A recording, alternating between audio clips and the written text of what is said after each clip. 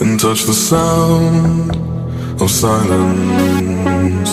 And in the naked light I saw 10,000 people, maybe.